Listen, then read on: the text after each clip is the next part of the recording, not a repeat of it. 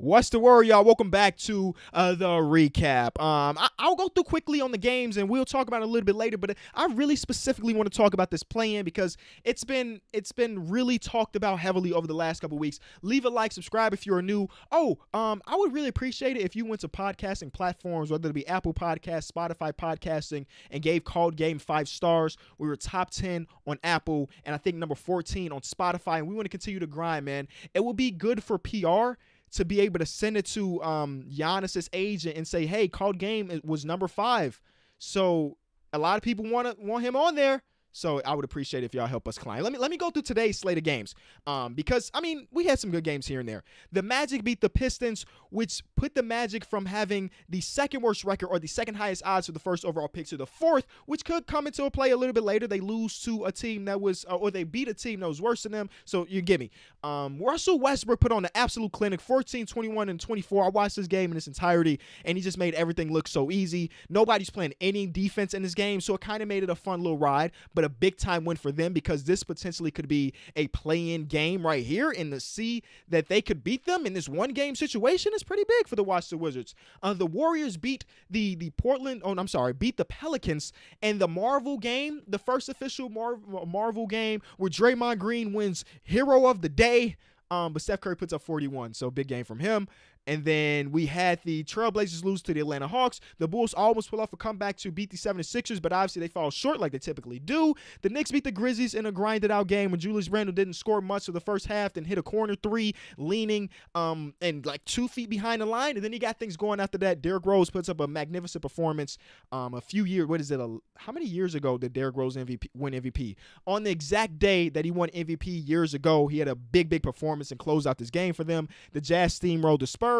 And then the Lakers get a must-win against the Nuggets. I cannot express how critical this game is for the LA Lakers because heading into today, I'm pretty sure they were the 7th seed, which means they would have been in the play-in, which is crazy to say about the Lakers, but this propels them up to 5. Again, a lot of basketball left, but this play-in situation is what I want to talk about today because over the last couple of weeks, we saw some of the biggest people in names and in sports talk about it and be very against this. Starting off, Draymond Green. This is about 2 months ago. Draymond was the first one to say, like, bro, we don't really dig this whole play-in thing. This is not really incentive for my guys to be like, oh, we the 10th seed and we might make a playoff spot. He said it was kind of disrespectful in a way, and I can understand where he's coming from. Then after that, we saw Luka and Mark Cuban of the Dallas Mavericks come out and say, we hate this idea.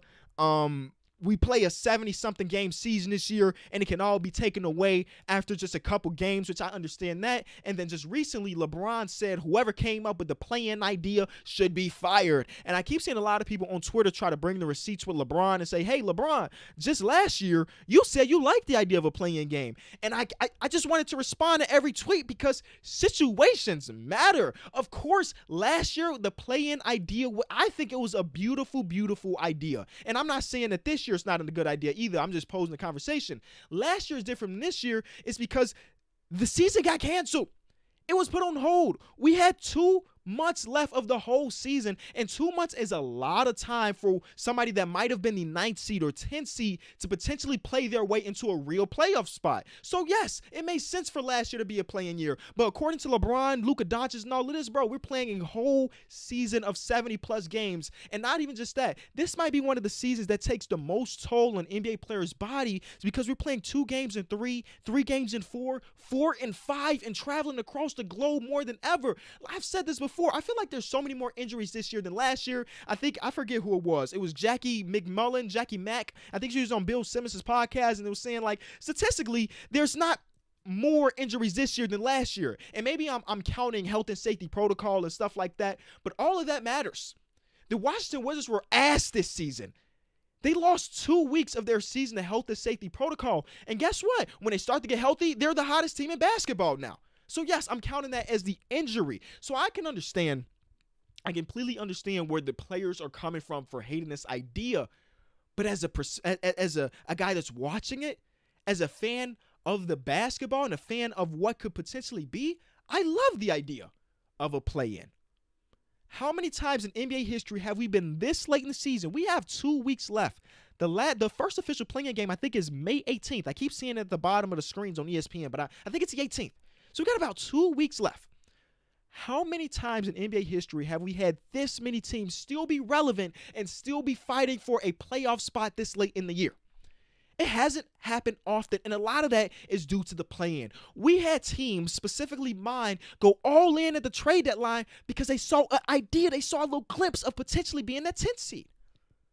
None of that is happening without the play-in game. And one of the reasons I really like the idea of a play-in game because of look at it like this. I just brought in the Washington Wizards reference. Early this season, they were god awful. I made videos on this channel telling Bradley Beal to free himself, bro, because the ceiling of this team is just maybe you make the playoffs, and maybe that still is the ceiling, but they are playing significantly better than some of the teams above them right now, and in a typical season, that wouldn't matter whatsoever.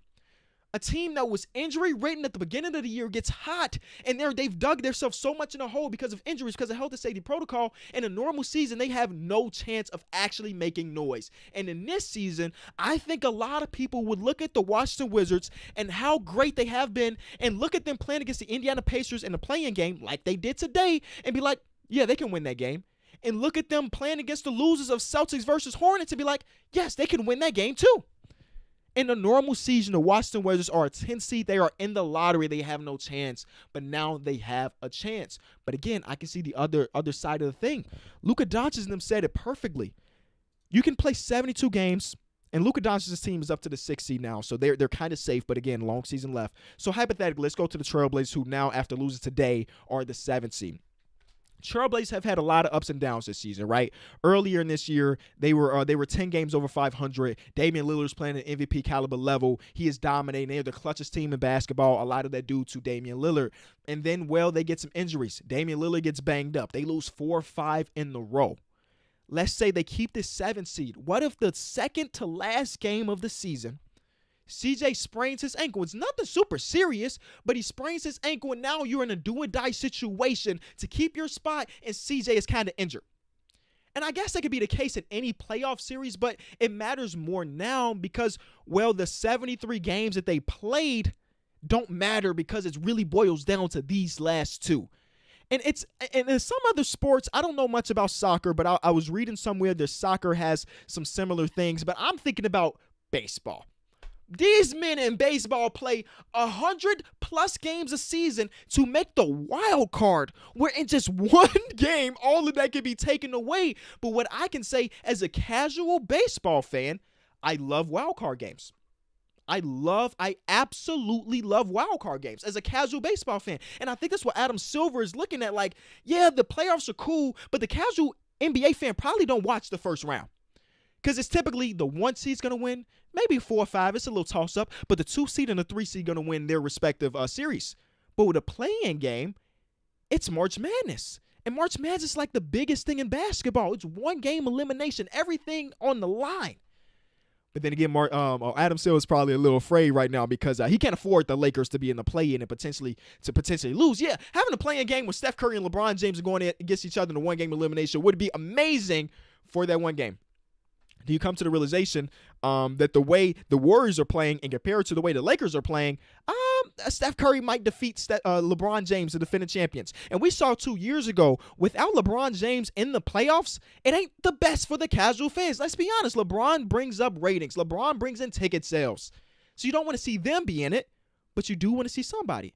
So I'm curious to what y'all think about it from a fan's perspective and, of course, from the perspective of the players.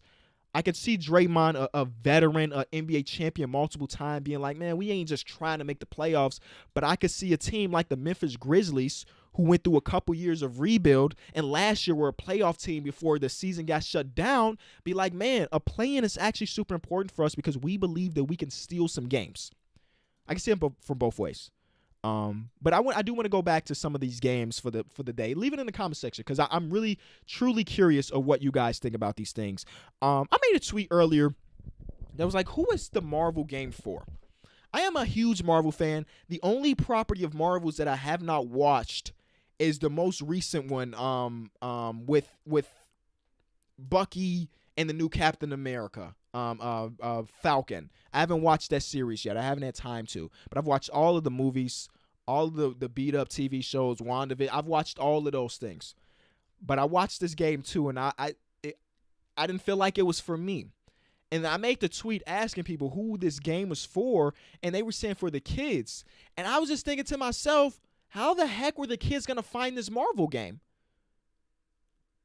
Kids don't have cable. They definitely don't got ESPN too. They were comparing it to, like, I think it was the Pro Bowl that had Nickelodeon with the slime and the NFL players. I think that's where Mitchell Trubisky won. Mitchell Trubisky won an MVP award or something. I mean, it wasn't. First of all, I'm not saying it was terrible, but it just, like, I watched the first quarter of it, and then I went back to watch the regular broadcast because maybe it was a little bit too over the top for me. I think the idea, because it felt like fantasy basketball, the way they were tallying up and Draymond Green winning the thing. And you know what? I saw something on Twitter, and I got to fact check this because someone showed on Twitter that Draymond Green's basketball reference had Marvel Legend winner, and it doesn't. Okay, I got bamboozled. But who was that really for? I don't really know. I don't know if it was really for Marvel fans or it was for kids or maybe a little bit of both. Some of the animations were cool, though. I'll give them that. Be sure to rate 5 stars, man. Rate 5 stars on those platforms. I cannot express how important that is for the success of COD Game. We actually got another episode dropping every Wednesday when it comes out. But this Wednesday we have Meta World Peace. Meta Sandiford Artest. Meta Sandiford Artest is what he goes by nowadays. A great interview. But I'm gonna tell you right now, I was hella nervous doing this one. This is the first one we ever shot, by the way. So I was super nervous. He walks in, and this is the first time I've been in, like, actual contact with an NBA player in a very long time, face to face. So it's a very good episode, but it's a different vibe than the Richard Jefferson one. When it came to the Richard Jefferson one, I was comfortable. I don't think I was very comfortable with the Meta Sandiford Artest one, but it was fun. It is good. So tune in for that. And watch TNT tomorrow because I'll be on that in some capacity. So that'll be fun too.